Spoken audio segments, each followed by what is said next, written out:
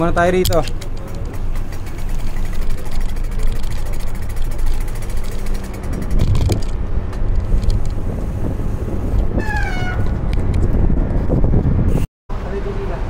Ardibila. So, nandito na kami sa T-Center.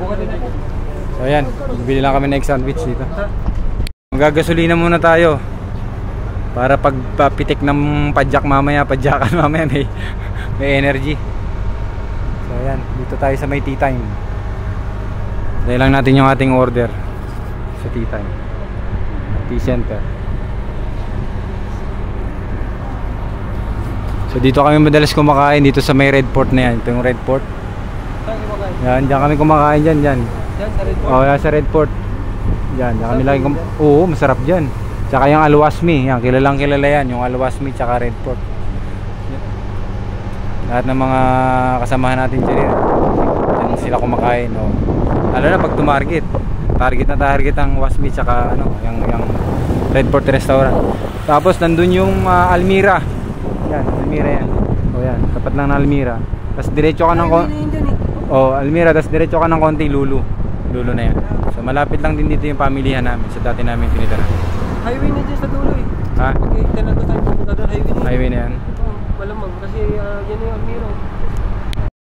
So yan, ano na muna tayo, mag-recharge.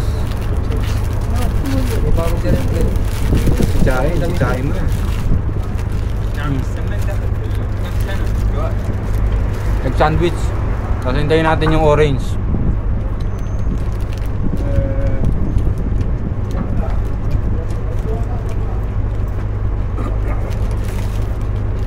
Ano na naman to? Like meal lang.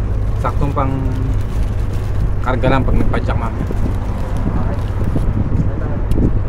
Tara pag dating ng bila, tunaw na.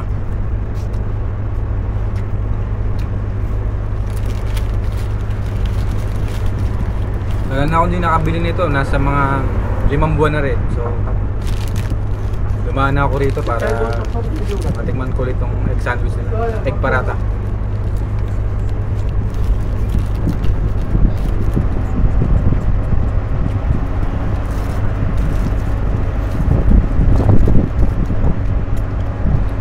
Ito nga pala yung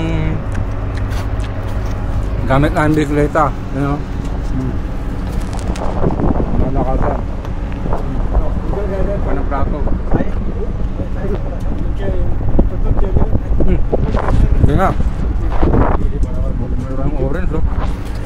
भाई इधर ही बोला ना और काम से जाएगा जाओ अंदर जाओ ना अंदर बैठोगे जाओ आप जो चाहिए Fresh orange. हां मीडियम का शक्कर मीडियम का क्या है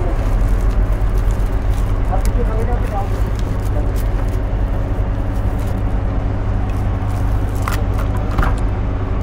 Ayan. Laban sa antioxidant. Harap.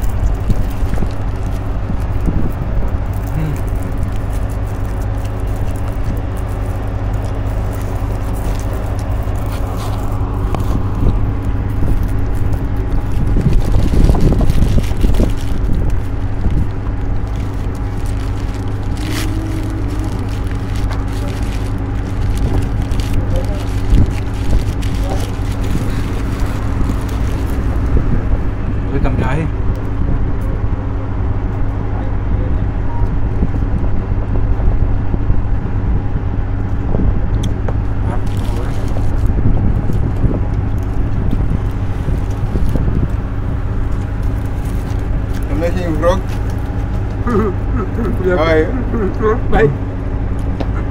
So nakatapos na kami, nakapagasolina na dito ng fresh orange tsaka parata egg sandwich. So babalik na kami sa aming location. Tutur ko naman kayo, pabalik naman kami. Tara na, let's go! Saan paroroonan? Boom!